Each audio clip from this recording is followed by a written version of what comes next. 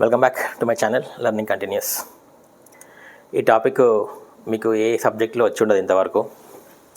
మీరు డిగ్రీ చేసినా, పీజీ చేసినా, పిహెచ్డి చేసినా, డాక్టరేట్ చేసినా, ఇంకా ఏదైనా చదివి ఉండండి, ఈ సబ్జెక్ట్ మాత్రం ఉండదు. ఎందుకంటే ఇది ఒక life skill. This is a purely life skill. మీకు డే టు డే లైఫ్లో జరిగిన సంఘటనల ద్వారానే మీకు దీని యొక్క ఇంపార్టెన్స్ తెలుస్తుంది. కానీ ఇది ఏ సబ్జెక్ట్లో కూడా చెప్పరు కూడా. ఏంది టాపిక్ అంటే మనకి రిలేటెడ్ టు అప్పులు. అప్పు చేసి పప్పుకోడు, విన్నారు కదా, మన సామెత ఉంది. అది ఎట్లా తయారైందంటే అప్పు చేసి తప్పుకోడులాగా తయారైంది మన సొసైటీలో. అప్పు చేసి పప్పుకోడు కాదు, ఇప్పుడు అప్పు చేసి తప్పుకోడు. ఎందుకో చెప్తా, ఈ వీడియోలో అదే చెప్తా. అయితే ఫస్ట్ అది అంతకంటే ముందర అసలు ఈ అప్పు అనేది మనం చేయాలా వద్దా, ఫస్ట్ క్వశ్చన్. నా ఒపీనియన్లో అప్పు అనేది చేయాలి, మంచిదే. అప్పు చేయకపోతే మనము ముందుకు పోలేమండి. ఒక ఇండివిజువల్ అయినా, ఒక ఫ్యామిలీ అయినా, ఒక నేషన్ అయినా ఖచ్చితంగా we have to take debt. అప్పు తీసుకోవాలి, మళ్ళీ టైంకి తీర్చాలి. అప్పుడే మన ఎన్వైర్న్మెంట్ హెల్తీగా ఉంటుంది, మన మార్కెట్ కానీ సొసైటీ కానీ హెల్తీగా ఉంటుంది. సో నా అభిప్రాయంలో అప్పు అనేది తప్పు కాదు. ఖచ్చితంగా నేను కూడా ఎన్నో అప్పులు తీసుకున్నా, ఇంకా ఎన్నో అప్పుల్లో ఉన్నాం, అది వేరే సంగతి. కానీ అప్పు అంటే ఎందుకు భయపడుతున్నారు పబ్లిక్? అమ్మో అప్పు అంటేనే భయం. అండ్ మనకి ఇది పెద్దలు కూడా చెప్పారు. జార్జ్ బర్నార్డ్ షా ఒకసారి అన్నాడు, నైదర్ బి ఏ బారోవర్ నార్ ఏ లెండర్ అన్నాడు కదా. నైదర్ బి ఏ లెండర్ నార్ ఏ బారోవర్ బి, ఎట్లా అనొచ్చు అంటే నువ్వు అప్పు ఇవ్వకు, అప్పు తీసుకోకు అని కూడా మన పెద్దవాళ్ళు చెప్పారు. What is the reason behind it? అంటే దీనికి రీజన్స్ ఉన్నాయండి, ఊరికేనే చెప్పలేదు. మన పెద్దోళ్ళు ఎందుకు అట్లా చెప్పారు అంటే there are reasons for it.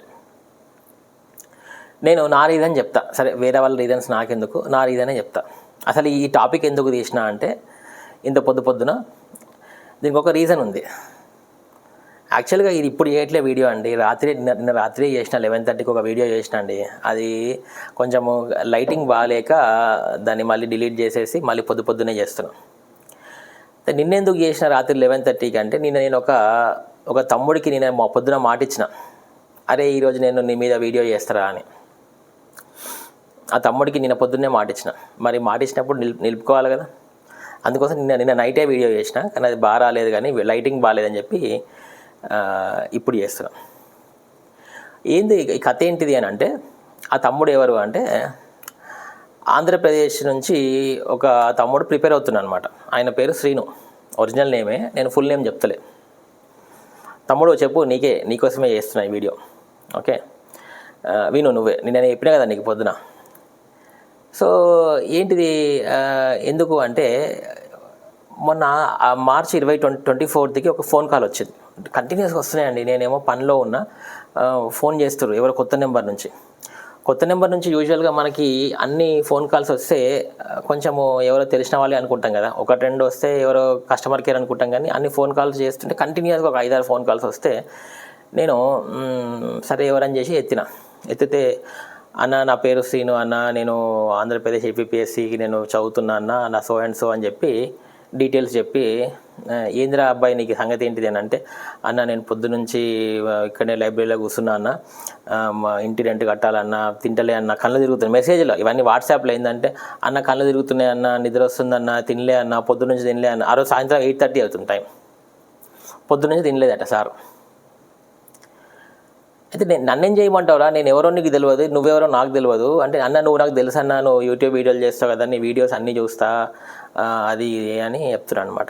అయితే నన్ను ఏం చేయమంటావు అంటే, అన్న పైసలు కావాలన్నా అన్న. అరే నువ్వు ఎవడో నాకు తెలియదు, నేను నీకు ఎట్లేస్తా పైసలు, నీ వాట్సాప్, కనీసం సారు వాట్సాప్ డిస్ప్లే పిక్ కూడా పెట్టుకోలేదు, కల్పన చావ్లా ఫోటో పెట్టిండు సార్.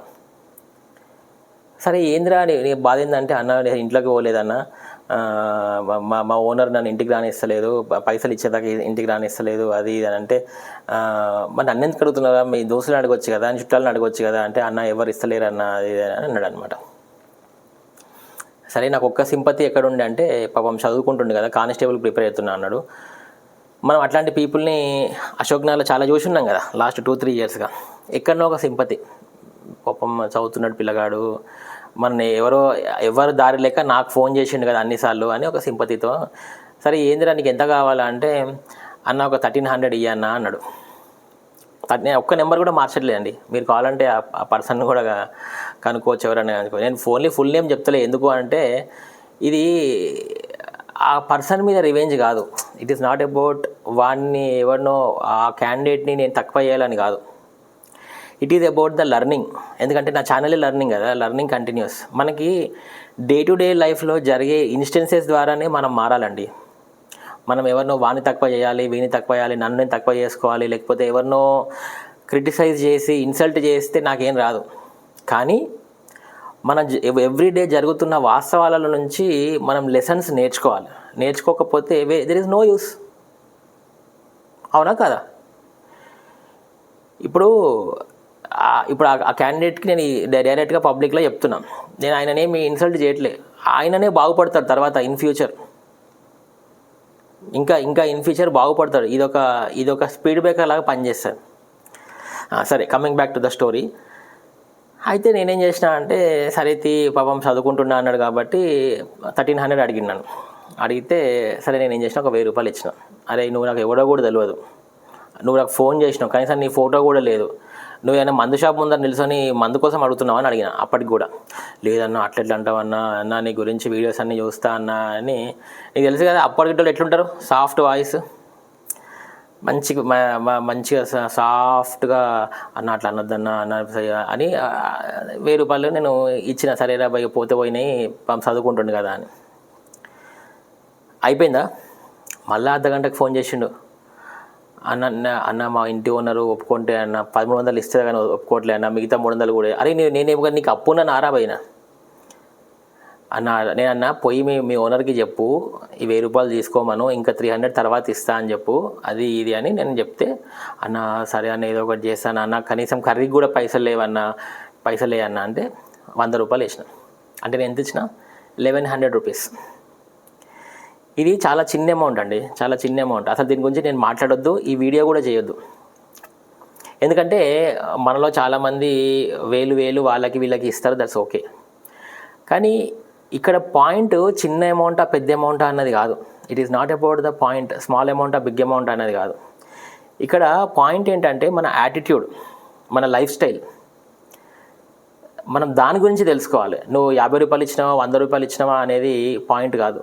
ఇది ఏంటంటే మన లైఫ్ స్టైల్ ఎట్లా ఉంది, మన యాటిట్యూడ్ ఎట్లా ఉంది టువర్డ్స్ సొసైటీ, దాన్ని గురించి నేను మాట్లాడుతున్నాను. నేను కావాలంటే ఇందాక చెప్పిన నెంబర్స్ పెంచవచ్చు, 1000ని 1,00,000 చేయొచ్చు, ఇంకో 100ని 10,000 చేయొచ్చు, అది కాదు. కానీ వాస్తవమే కదా, ఉన్నదే కదా నేను చెప్పాలి. లేకపోతే నా ఛానల్కి నాకు నేనే ఇంటిగ్రిటీ లేకున్నట్టు ఉంటుంది కదా పరిస్థితి. సో వాల్యూస్ ఫస్ట్ నాకు లేకుండా నేను వేరే వాళ్ళకి ఏం చెప్తా అండి, అట్లా అనమాట. అయితే ఆ 100 రూపాయలు కూడా ఇచ్చిన. ఇది ఎప్పుడు ఇస్తావురా భయ్యా అని నేను అన్న 30th ఇచ్చేస్తా అన్న, 30th ఖచ్చితంగా ఇచ్చేస్తా అది అని చెప్పిన అనమాట. నిన్న ఎంత అండి, నిన్న ఏప్రిల్ 22 సీన్ కట్ చేస్తే నిన్న ఎన్ని రోజులు అయిందండి, 30th పోయింది. నెల రోజుల తర్వాత నిన్ను అడిగితే ఏమన్నా చెప్తే అర్థం చేసుకోవు, అది ఆ సార్ అడుగుతున్న మాట అర్థం చేసుకోవంట. ఎవరినో థర్డ్ పర్సన్కి ఫోన్ చేసి అప్పు అడిగినప్పుడు లేని ఇది గౌరవము, ఇప్పుడు నిన్న ఎట్లుంది అట్లుంది వాడి గౌరవం. నేనేమన్నా తెలుసా అన్న, నిన్న పొద్దున కంటిన్యూస్గా కాల్ చేస్తుంటే నేను మధ్యాహ్నం కాల్ చేస్తా, ఇప్పుడు ఇంట్లో గొడవ అవుతుంది అన్నాడు. ఇప్పుడు ఎంత అండి, తెల్లారి 24 hours అయింది, ఇప్పటిదాకా కాల్ రాలే. సో ఇట్లాంటి క్యాండిడేట్ దగ్గర మనం ఏం నేర్చుకోవాలండి?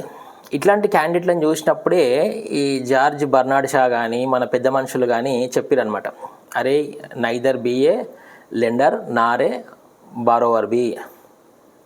అంటే అప్పు ఇవ్వకు, అప్పు తీసుకోకు. అప్పు తీసుకుంటున్నప్పుడు ఏమో మంచిగా మృదువుగా అడుగుతారు, ఇచ్చేటప్పుడు మాత్రము అన్నీ గుర్తుకొస్తాయి వాని కష్టాలు. కానీ ఫోన్ కూడా ఎత్తారండి. ప్రాబ్లం ఏంటిదంటే, నా బాధ ఏంటిదంటే ఫోన్ ఎత్తి చెప్పాలి కదా. ఇప్పటిదాకా వాడితో ఫోన్ మాట్లాడలేదు. మరి అప్పడిగినప్పుడు మాత్రము 10 సార్లు కాల్ చేసిండు. నేను ఎవరో తెలియకపోయినా. నేను నిన్న ఇంకొక 10 సార్లు కాల్ చేసిన, నా ఫోన్ ఎత్తకుండా రువాబు. నేను యాక్చువల్గా వాట్సాప్ అదంతా డిస్ప్లే పెట్టొచ్చు, కానీ పెడతలే. నాకు అప్పుడు అర్థమైంది, ఓకే ఇది వీడు నా వీడియో కోసమే కంటెంట్ ఇచ్చిండ్రా బాబు అనుకున్నా. ఇది ఎందుకు మీ అందరికీ చెప్తున్నా అంటే, మనలో అందరు కూడా ఇలాంటి సిచ్యువేషన్స్లో ఉన్నాం. ఇటువైపు ఉన్నాం, అటువైపు ఉన్నాం. ఇప్పుడు మీలో కూడా చాలామంది అప్పులు ఇచ్చి, మీరు కింద కామెంట్స్ రాయండి, ఓడాడు ఎంతెంత అప్పించిండో. మస్తు స్టోరీలు ఉంటాయి, చాలా స్టోరీలు ఉంటాయి. నా క్లోజ్ ఫ్రెండ్కి ఇచ్చిన, వాడు ఇంతవరకు ఫోన్ ఎత్తట్లేదు, వాడు అప్పులు నాకు రిటర్న్ ఇవ్వట్లేదు, చేయట్లేదు, ఇవే ఉంటాయి కదా అన్ని స్టోరీలు. కొంతమంది అప్పు తీసుకొని ఎగ్గొడుతున్న వాళ్ళు కూడా ఉంటారు, దాంట్లో కూడా ఉన్నారు కొంతమంది. మనలో అందరూ ఉంటారు, వీళ్ళు ఉంటారు, వాళ్ళు ఉంటారు. అయితే మరి ఇది కరెక్టేనా అండి? కరెక్టేనా వ్యవహారమేనా? సో ఇది డెఫినెట్గా కరెక్ట్ కాదు. ఇప్పుడు దీనివల్ల ఏమవుతుందంటే ఇప్పుడు ఇట్లాంటి క్యాండిడేట్లను చూసినప్పుడు ఏమవుతుందంటే, రేపు నన్ను ఎవడు అడిగినా, ఎంత క్లోజ్ ఫ్రెండ్ అడిగినా, ఎంత మంచోడని అడిగినా, ఎంత నిజంగా వాడు జెన్యున్గా అవసరం ఉందని తెలిసినా కానీ నేను ఇవ్వను. Point number 1. ఎందుకంటే నాకు జరిగిన ఇన్స్టెన్సెస్. పాయింట్ నెంబర్ 2 ఏంటంటే, నేను ఎవడన్నా పోయి అప్పడిగినా ఆడు కూడా నాకు ఇస్తాడా? ఎందుకంటే వాడు కూడా ఇట్లాంటి వీడియోలు చూసి ఉంటాడు కదా. ఇప్పుడు రేపు నేను ఆదిత్య గౌడ్ బొమ్మ, నేను జెన్యున్ క్యాండిడేట్ నా బాబు, నేను ఇస్తారా, టైంకి తీరుస్తా అన్నా కానీ ఆడు కూడా నాకు ఇయ్యడు. అంటే ఇలా 2 లాసులు జరుగుతున్నాయి.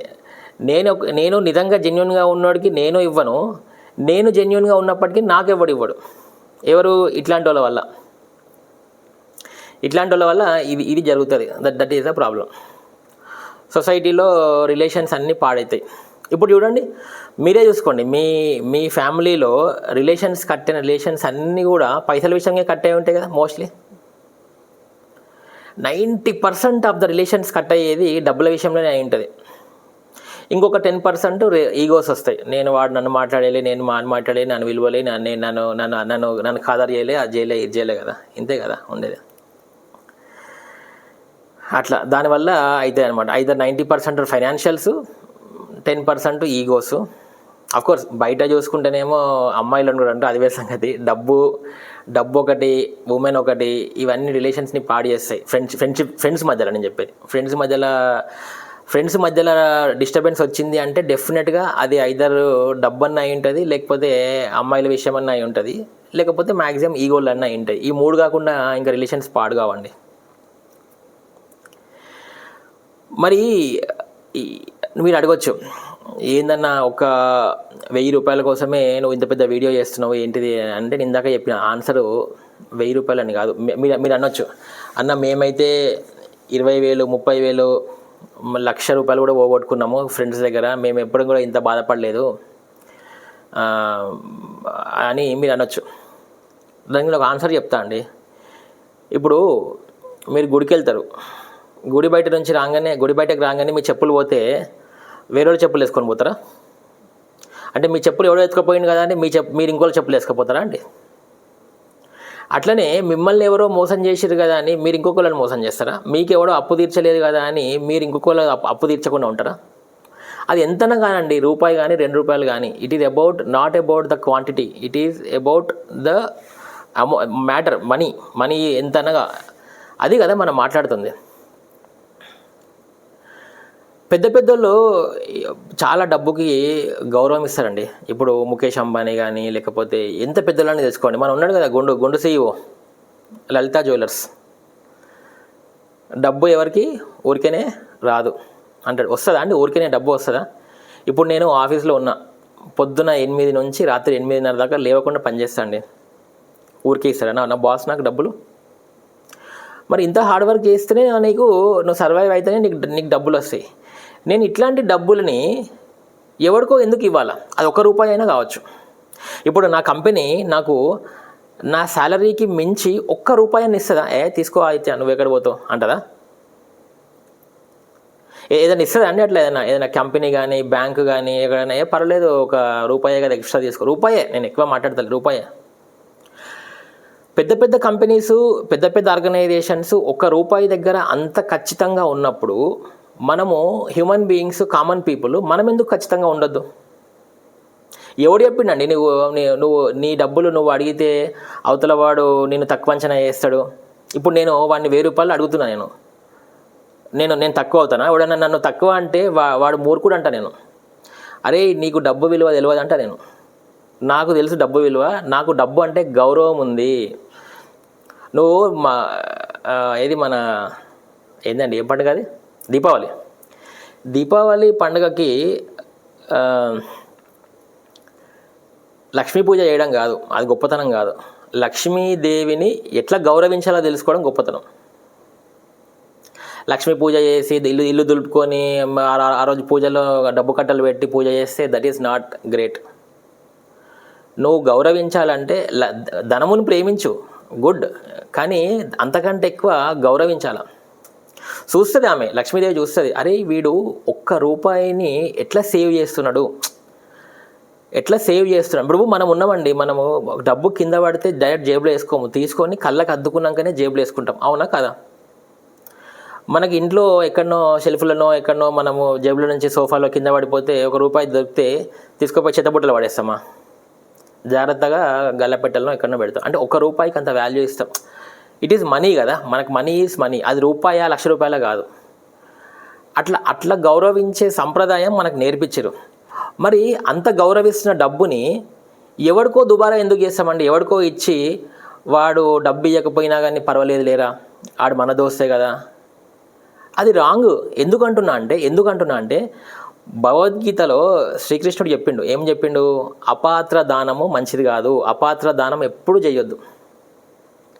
నువ్వు నీ ఫ్రెండే కదా అని 5,000 10,000 ఇస్తున్నావు అంటే ఏం చేస్తున్నావు? ఇండైరెక్ట్లీ నువ్వు అని సోమరిపోతం చేస్తున్నావు, అవునా కదా?